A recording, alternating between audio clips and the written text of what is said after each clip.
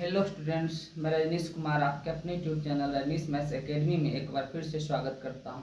यदि आप इस चैनल पर पहली बार जुड़ रहे हैं तो कृपया करके मेरे चैनल को सब्सक्राइब कर ले और बेल आइकन को प्रेस कर ले ताकि जितने और नोटिफिकेशन को ऑन कर ले जो बेल आइकन का रहता है, ताकि जितने भी वीडियो आने वाले रहेंगे सबसे पहले आपके पास नोटिफिकेशन पहुँच जाएगा। तो चलते हैं, हम स्टार्ट करते हैं आपका क्लास 12 का। इसके पहले वाले वीडियो में हमने बताया था वेक्टर अलजेब्रा जो सदिश बीजगणित था, उसमें से बताया गया था वेक्टर अलजेब्रा क्या है, और आपका फिर इसमें बताया गया था इसका टाइप्स जो होता है, टाइप्स ऑफ वेक्टर, ये सारा बताया गया है। आज हम करने वाले हैं इसमें कि दो वेक्टर को जोड़ा कैसे जाता है। जैसे सदिश योग का त्रिभुज नियम पढ़ने वाले हैं, दो वेक्टर को जोड़ा कैसे जाता है, दो वेक्टर को घटाया कैसे जाता है, दोनों का डॉट प्रोडक्ट कैसे निकाला जाता है, ये सारा कुछ वीडियो में करने वाले हैं। तो चलते हैं, हम स्टार्ट करते हैं। आपका पढ़ने वाले हैं जैसे कि ये आपका ट्रायंगुलर लॉ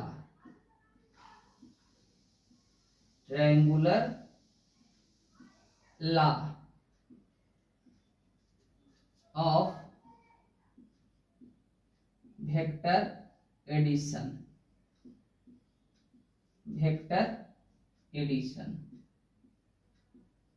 क्या है? Triangular law of vector addition. Hindi में इसे कहते हैं सदिश योग का त्रिभुज नियम। सदिश योग का त्रिभुज नियम। ये जो सदिश योग का त्रिभुज नियम है, चलते हैं कि दो वेक्टर को कैसे जोड़ा जाता है। मान लिया जाए कि आपका एक वेक्टर ये है, मान लिया जाए कि आपका ये वेक्टर है ए, क्या है ये वेक्टर, क्या है ए है, ठीक है। और मान लिया जाए कि एक वेक्टर है बी, एक वेक्टर क्या है बी। तो दो अलग अलग वेक्टर है, ये दोनों वेक्टर को हम ऐड करेंगे यानी जोड़ेंगे। जब ये दोनों वेक्टर को हम ऐड करेंगे तो क्या होगा, ये वेक्टर ए और वेक्टर बी को क्या करेंगे, ऐड करेंगे। जब ऐड करेंगे तो देख रहे हैं कि इसका जो है आपका प्रारंभिक बिंदु और इसका प्रारंभिक बिंदु दोनों का क्या हो जाएगा, मिल जाएगा एक ही जगह। ये इस टाइप से हो जाएगा, ये वेक्टर बी हो गया, ठीक है। अब हम क्या करते हैं, ये दोनों को इस टाइप से मिला देते हैं,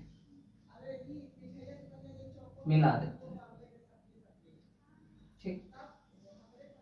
तो इस प्रकार ये मेरा क्या आ गया, vector A plus vector B आ गया। तो कह सकते हैं ये जो हम किए वेक्टर ए को क्या किए, ऐड किए, किसमें, वेक्टर बी में। तो क्या हो गया मेरा, आ गया वेक्टर ए और प्लस वेक्टर बी। आप चाहें तो इसका नाम दे सकते हैं ए, इसका नाम बी, इसका नाम सी।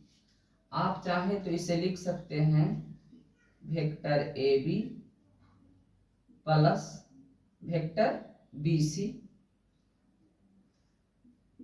इक्वल टू क्या हो जाएगा, वेक्टर ए सी, ठीक। क्या हो जाएगा, इक्वल टू वेक्टर ए सी। तो जब हम वेक्टर ए और वेक्टर बी को जोड़े तो क्या आ गया, vector A plus vector B आ गया, ठीक है। इसे हम चाहें तो लिख सकते हैं इस टाइप से, vector A B plus vector B C equal to, इसे हम चाहें तो लिख सकते हैं निगेटिव ऑफ वेक्टर के रूप में सी ए। क्या लिख सकते हैं, निगेटिव लगाएंगे तो यहाँ क्या आ जाएगा, वेक्टर सी ए हो जाएगा, ठीक है। तो हम चाहें तो इसे इस टाइप से भी लिख सकते हैं, vector A B plus vector B C, ये माइनस सी ए इधर आके क्या हो जाएगा, plus C A equal to क्या हो जाएगा आपका 0 हो जाएगा, कुछ नहीं बचेगा तो क्या हो जाएगा, 0 हो जाएगा।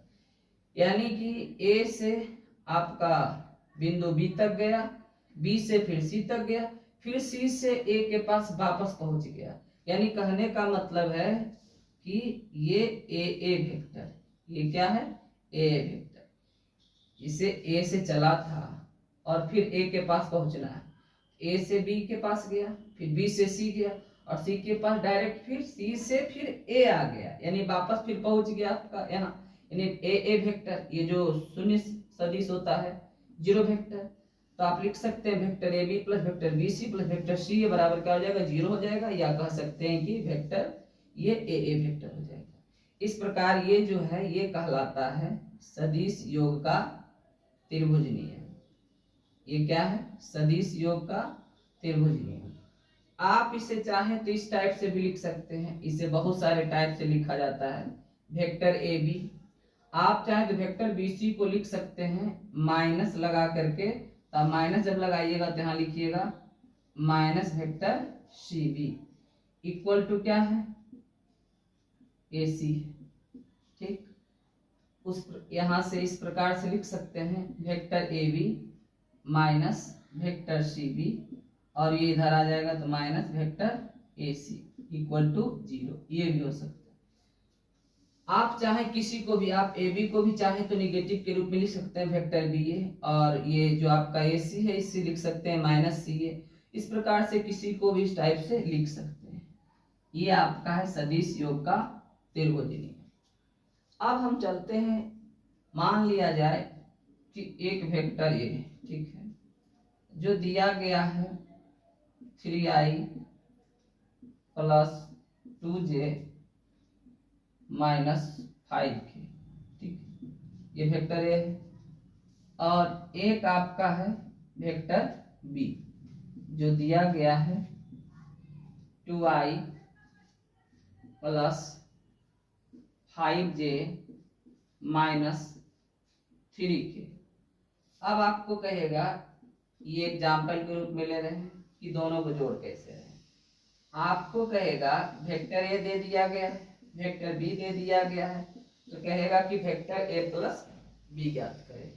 तो आपको ए के जगह दिख रहा है 3i plus 2j minus 5k, और वेक्टर बी के जगह दिख रहा है आपका, तो इस प्रकार से आपका वेक्टर ए दे दिया गया है, वेक्टर बी दे दिया गया, तो कहेगा कि वेक्टर ए प्लस बी ज्ञात करें, मतलब दोनों को ऐड करना है। तब आप क्या करोगे, ए के जगह क्या है 3i, आई में 3 से गुना है, इसमें आई में कितना से गुना है 2 से।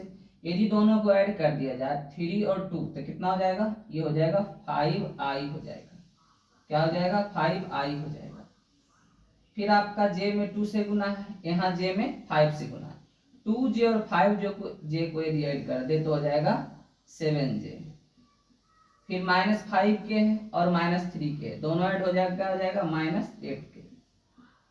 इस प्रकार आपका ये आंसर आ जाएगा। वेक्टर ए दे दिया गया था, वेक्टर बी दे दिया गया है, तो वेक्टर ए प्लस बी निकालना था, जो आप आसानी से कर सकते हैं।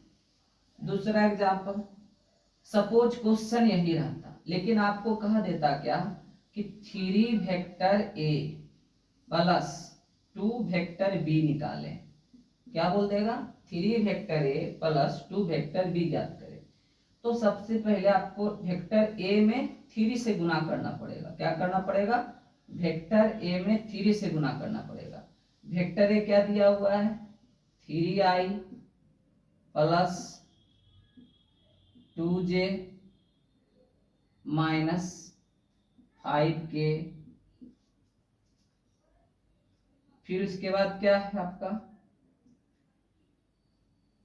2b, यानी b में 2 से गुना करना है। वेक्टर b की जगह क्या है 2i प्लस 5j और माइनस 3k।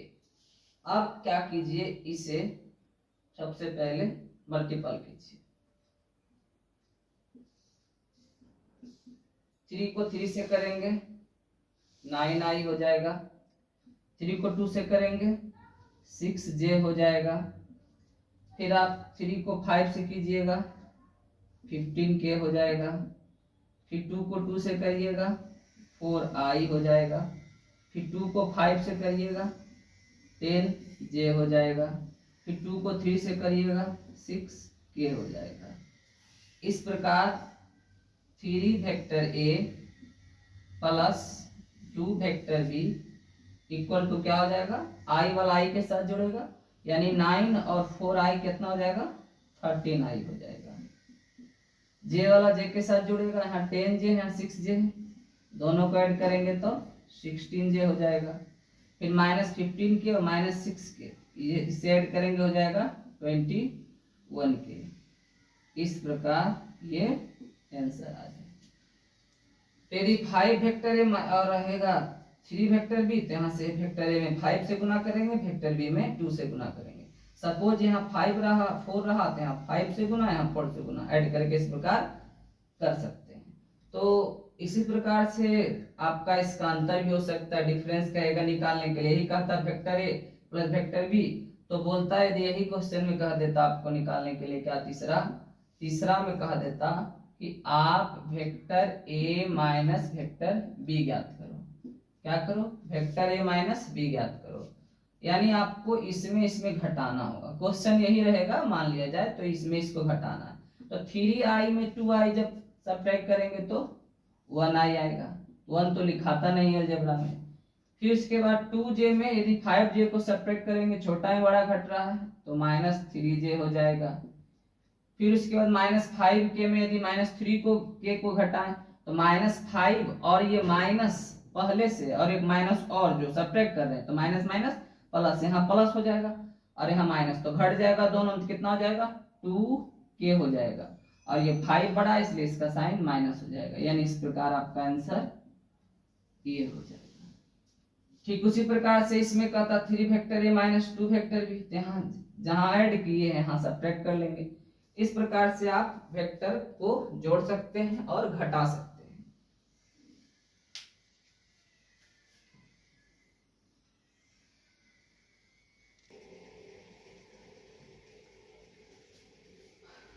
अब हम करने वाले हैं इसका परिमाण कैसे निकाला जाता है। तो परिमाण के लिए मान लिया जाए कि आपका दिया है कि वेक्टर ए बराबर रहेगा, मान लिया जाए xi plus yj plus zk। तो कहेगा ये रहेगा आपका इफ यदि a vector A equal to xi plus yj plus zk, तो क्या हो जाएगा, मॉड वेक्टर ए, ये मैग्नीट्यूड यानी परिमाण क्या हो जाएगा, √x का स्क्वायर प्लस y का स्क्वायर प्लस z का स्क्वायर। इस पे एग्जाम्पल लेते हैं। सपोज दैट आपका कहेगा कि 3i plus 2j plus 5k, ठीक है। इसका बोलेगा यदि मान लिया जाए कि ये वेक्टर ए दिया गया है, सॉरी ये वेक्टर ए, तो कहेगा कि इसका परिमाण ज्ञात करें। तो क्या कहेगा, परिमाण यानी मॉड वेक्टर ए ज्ञात करें, ठीक है। तो मॉड वेक्टर ए ज्ञात करें तो इसमें से हम क्या करेंगे, जो आई में गुना है उसको हम यक्स पढ़ेंगे, यानी आई में कितना से गुना है 3, तो यक्स क्या हो जाएगा 3, और जे में गुना क्या है 2, यानी बाई क्या हो जाएगा 2, और के में गुना क्या है 5, यानी जेड हो जाएगा 5। तो फॉर्मूला कहता है X square plus Y square plus Z square. तो ये क्या हो जाएगा, एक्स के जगह क्या हो जाएगा 3 हो जाएगा, इसका स्क्वायर है तो इसका होल स्क्वायर कर लेंगे। बाई कह रहा है, बाई की जगह 2 है तो यहाँ लिख लेंगे 2 का स्क्वायर। फिर आपका क्या है, जेड के जगह यहाँ 5 है तो क्या लिख लेंगे 5 का स्क्वायर।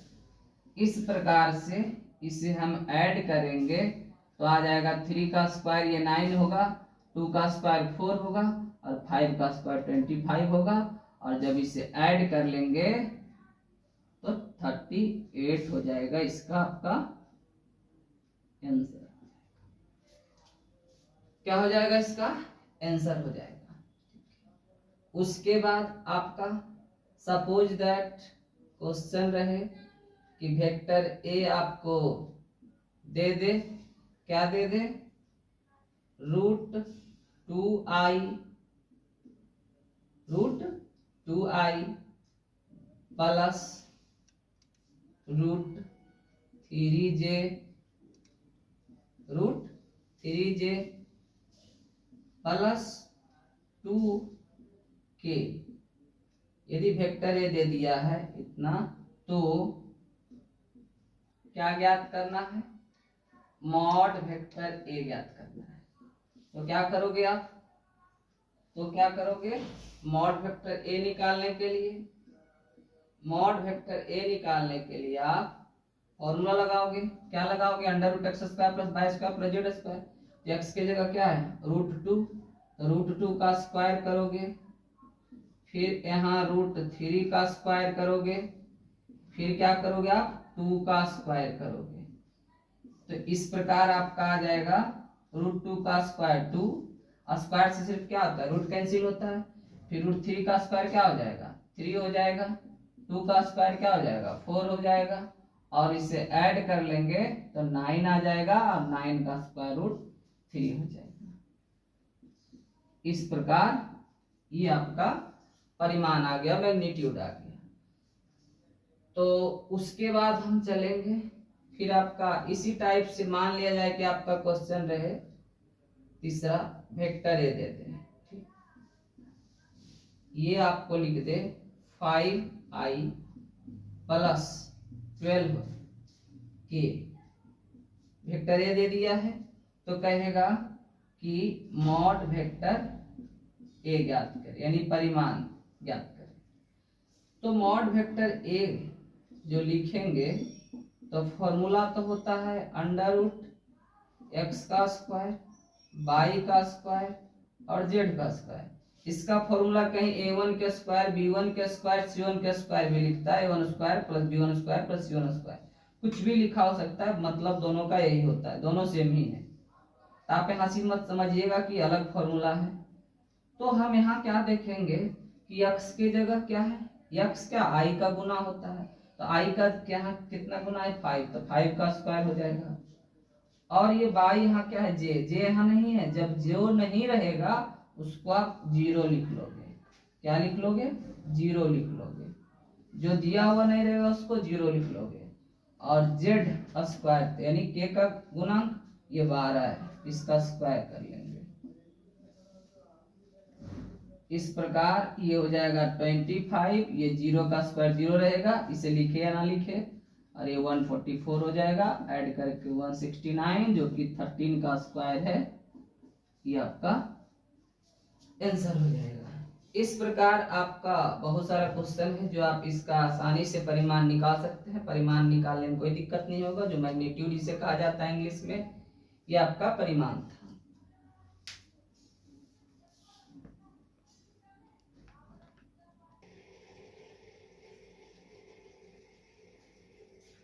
अब हम करने वाले हैं मात्रक सदिश की। मात्रक सदिश क्या, देखिए सबसे सिंपल मात्रक सदिश है, आपका पढ़ना है यूनिट वेक्टर। क्या पढ़ना है, यूनिट वेक्टर। इसे हिंदी में मात्रक सदिश कहते हैं। क्या कहते हैं, मात्रक सदिश कहते हैं। ये आपका बहुत सारा क्वेश्चन पूछा जाता है एग्जाम में। ये हो गया यूनिट वेक्टर, मात्रक सदिश। तो मात्रक सदिश मान लिया जाए आपको कहेगा कि वेक्टर ए का मात्रक सदिश निकालने के लिए, वेक्टर ए का क्या कहेगा, मात्रक सदिश निकालने के लिए। तो जिस भी वेक्टर का मात्रक सदिश निकालिएगा उसको लिखिएगा ऊपर में, उस वेक्टर को ऊपर में लिखिएगा, और नीचे क्या लिखिएगा, बटा में उसके परिमाण को लिखिएगा। तो वेक्टर ए का मात्रक सदिश क्या हो जाएगा, वेक्टर ए बटे मॉड वेक्टर ए। क्या हो जाएगा, वेक्टर ए का मात्रक सदिश वेक्टर ए बटा मॉड वेक्टर ए। यदि वेक्टर बी का मात्रक सदिश बोलेगा तो वेक्टर बी बटा मॉड वेक्टर बी, यदि वेक्टर सी का मात्रक सदिश बोलेगा तो वेक्टर सी बटा मॉड वेक्टर सी, यदि वेक्टर ए प्लस बी का मात्रक सदिश बोलेगा तो लिखेंगे vector A plus B upon mod vector A plus B. मतलब जिस भी वेक्टर का मात्रक सदिश पूछेगा, यूनिट वेक्टर पूछेगा, उसको हम ऊपर लिखेंगे, उस वेक्टर को ज्यों कहते हैं ऊपर में लिख देंगे, और नीचे क्या करेंगे, हर के रूप में उसका परिमाण को लिख देंगे। क्या लिख देंगे, उसके परिमाण को, यानी मॉड वेक्टर मतलब परिमाण, मैग्नीट्यूड को लिख देंगे। अब डिपेंड करता है कि आपका क्वेश्चन क्या रहता है, क्या निकालने के लिए कह रहा है, किसका मात्रक सदिश। आज फॉर एग्जांपल हम लेते हैं ये वेक्टर ए, ठीक है, आपको कहेगा वेक्टर ए इक्वल टू है 3i plus 4j plus 2k, कहेगा मात्रक सदिश ज्ञात करें। क्या कह रहा है, मात्रक सदिश ज्ञात करें, मात्रक सदिश ज्ञात करें। किसका मात्रक सदिश ज्ञात करने कह रहा है, तो ये कह रहा है वेक्टर ए का। तो अच्छा एक चीज और, ये जो यूनिट वेक्टर होता है ना, इसे कैप द्वारा दर्शाते हैं। ऊपर में क्या लिखते हैं, इसका कैप द्वारा दर्शाते हैं, ये इसका नोटेशन होता है। तो क्या लिखेंगे, आपका इसका मात्रक सदिश, तो लिखेंगे vector A upon mod vector ए। आप इस प्रकार से भी लिख सकते हैं वेक्टर ए का मात्रक सदिश, या आप इसे नोटेशन द्वारा भी व्यक्त कर सकते हैं। तो हम क्या करेंगे, इसके लिए सबसे पहले हमको क्या चाहिए, इसका मैग्नीट्यूड चाहिए, परिमाण चाहिए, यानी मॉड वेक्टर ए चाहिए।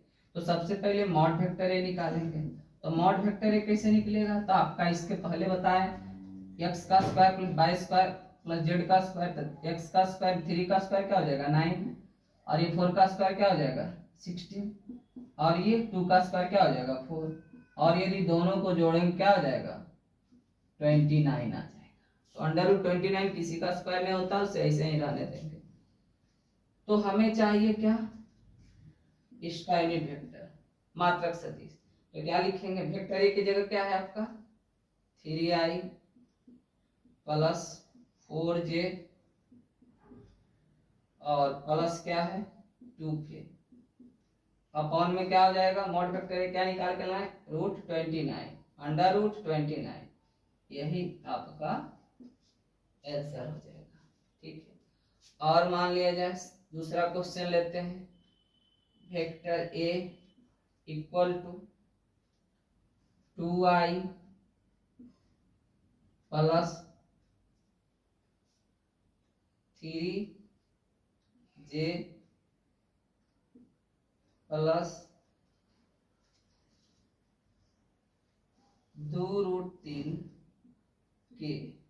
ठीक, इसका कह रहा है कि वेक्टर ए का मात्रक सदिश ज्ञात करें।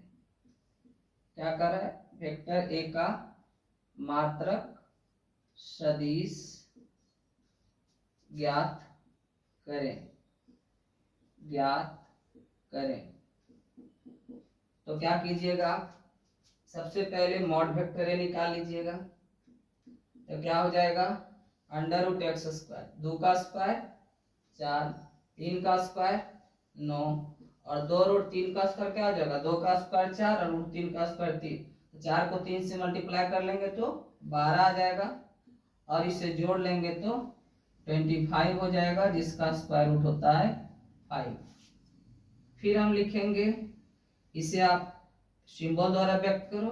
ये आपका क्या है, यूनिट वेक्टर का साइन है, ऊपर में कैप लगता है, इक्वल टू हो जाएगा vector A upon mod vector A, equal to, तो वेक्टर ए की जगह क्या आपका है, जैसे लिख दो 2i plus 3j plus 2√3k, upon में क्या लिख दोगे, क्या आया मॉड वेक्टर है 5 आया।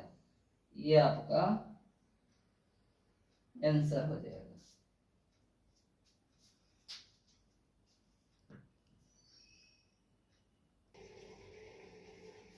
अब एक क्वेश्चन थोड़ा सा अलग लेते हैं। ये क्वेश्चन जो हम किए बहुत सिंपल ही था, अब थोड़ा सा अलग लेते हैं। जिससे मान लिया जाए कि आपका वेक्टर ए रहेगा 3i plus 2j minus 4k, ठीक है। और एक आपका है वेक्टर b इक्वल टू दिया हुआ 2i minus 3j plus 2k। क्या दिया है? वेक्टर ए दिया है, वेक्टर बी दिया है। तो कह रहा है vector A plus vector B का मात्रक सदिश ज्ञात करें। क्या चाहिए? Vector A plus vector B का मात्रक सदिश। अब यहां से vector A plus vector B का मात्रक सदिश हम आपको क्या बताएं, जिसका भी मात्रक सदिश ज्ञात करना होता है, यानी लिखेंगे vector A plus vector B का ना चाहिए तो लिखेंगे vector A plus vector B का मात्रक सदिश, मात्रक सदिश बराबर जिसका भी मात्रक सदिश ज्ञात करना होता उसको आप ऊपर लिखोगे। हमको vector A plus vector B का चाहिए तो हम ऊपर में लिखे vector A plus vector B, upon में क्या लिखेंगे? इसी वेक्टर का यानी vector A plus vector B का मॉड यानी मैग्नीट्यूड। इसका मतलब सबसे पहले हमको vector A plus vector B निकालना होगा, तो हम निकालते हैं यहाँ से vector A plus vector B, यानी कहने का अर्थ है दोनों को जोड़ना पड़ेगा। 3 और 2 को जोड़ेंगे तो ये 5 हो जाएगा। फिर आपका 2j और ये 3j को ऐड करेंगे, लेकिन ये सब्ट्रैक्ट हो जाएगा माइनस के कारण, तो ये हो जाएगा माइनस j। फिर आपका 4k और 2k है, इसे सब्ट्रैक्ट करेंगे क्या हो जाएगा? 2k। ये मेरा निकल गया vector A plus vector B. और हमको क्या चाहिए? इसका मॉड चाहिए यानी परिमाण चाहिए, मैग्नीट्यूड चाहिए। तो mod vector A plus mod vector B equal to हो जाएगा अंडर रूट ये x का स्क्वायर मतलब 5 का स्क्वायर 25, और ये -1 है, इसका स्क्वायर क्या हो जाएगा? y का स्क्वायर, -1 का स्क्वायर भी 1 और +1 का भी 1। यहाँ माइनस से कोई लेना देना नहीं है, प्लस ही होगा इसका स्क्वायर। और 2 का स्क्वायर क्या होगा? 4, लेकिन यहाँ -2 है तो -2 का भी स्क्वायर क्या होगा? 4 ही होगा। इस प्रकार इसे ऐड कर लेंगे तो 25 4 29 1 30 हो जाएगा, ठीक। तो अंडर रूट 30 आ गया। अब हम यहाँ से क्या करेंगे? यहाँ से लिखेंगे क्या? Vector A plus vector B क्या आया मेरा? Vector A plus vector B आया 5i माइनस j और ये -2k अपॉन में क्या हो गया? Under root 30। ये मेरा आंसर हो गया। इस प्रकार बहुत सारा क्वेश्चन कर सकते हैं। कभी कभी क्या कर सकता है, यहाँ दे देगा 3 vector A plus 4 vector B का मात्रक सदिश, तो यहाँ लिखिएगा वही 3 vector A plus 4 vector B और बटा में इसका मॉड। मतलब थोड़ा सा कैलकुलेशन लॉन्ग होगा लेकिन सब सेम ही रहेगा, आपका बन जाएगा। कोशिश करते हैं जो भी आप बनाइएगा बन जाएगा।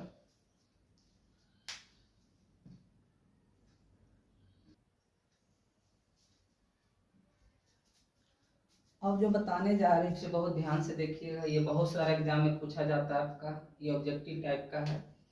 आपसे बोलेगा ये रहेगा आई, ठीक, और इस टाइप में भी रह सकता है और ये कैप भी लगा के रह सकता है।